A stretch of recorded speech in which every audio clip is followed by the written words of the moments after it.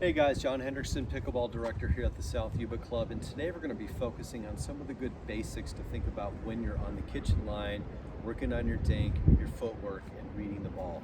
So what I'm going to do initially is I'm going to come back to the kitchen line, and what I want us to do initially here, guys, is get a good wide base with our feet. Your feet need to be wider than your hips, and you want to be on the balls of your feet more. You actually want to be sinking a little bit with the knees, so keep your knees soft. A lot of the people, when they're up on the line, tend to have a very narrow base, so narrow stance, and they hunch over at their back and they lean. Not effective, not effective. A, not good for your posture, and B, you're losing mobility. So again, a wider base, soft knees, it allows you to actually get under the shot more naturally because you're in a lower squatted position. So it's a much better way of hitting the ball.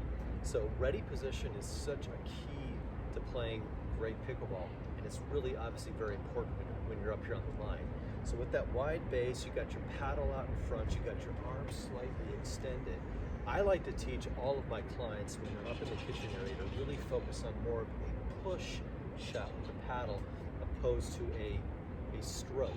So I think more push.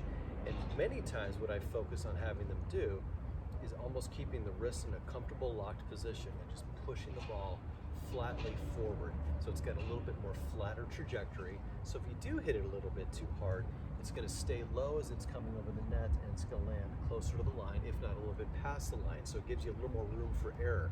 I think a lot of people make the mistake by lifting the shot. They're scooping the shot, so that loft is going to be a little bit higher, and yes, it might land short enough to where it's still going to be a decent neutral hit, but if we overhit it just enough, it's going to stay high, it's going to land close to that line and be in a position where the volleyer can be super aggressive. So that's why I like to teach a more flat push shot, so it's got a flatter trajectory.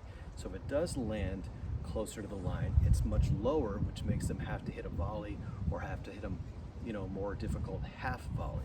Much more effective shot in my mind, and I think a much more offensive type of a dink instead of a neutral or defensive type of dink. Now the other thing I want you to think about, guys, is when you do have that wider base, it allows you to cover more court. So for instance, if I'm moving out to my right, just one step, two steps, I've got a lot more court covered, and I'm much more in a balanced position. Again, if you've got your feet narrow, it's just a lot more movement. It's a lot more wasted movement, and your balance isn't going to be as good, or your recovery.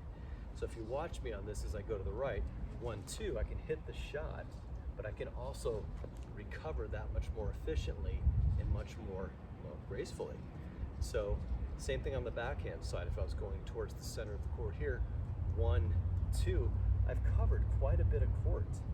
And you'll notice again, I got a wider base. I'm in a comfortable position, and when I finish my shot, it's a much easier recovery. Way more effective than keeping a narrow stance and hunching at the back like most people do. It keeps you out of balance. It again puts you in a very difficult position leaning, and you're just not going to see the court as clearly either because you're hunched over quite so much, and your paddle's going to be lower because when you lean, your paddle drops. So if the point starts to get into more of a volley, a reflex volley exchange, you're not in a very good position. That low squat position keeps you in a position of seeing the court much more effectively and keeping your paddle in a much more offensive position and even a better defensive position. So take some of these good little tidbits that I just showed you and try it next time you play. Think more of a flatter push, not a scoop, but a push. It's a much better way to hit a great dink. It's a much more offensive dink. Think of that wider base with your stance, keeping your knees soft. It puts you in a much more athletic, more balanced position where you're going to cover more court, and you're going to be able to recover that much quicker too.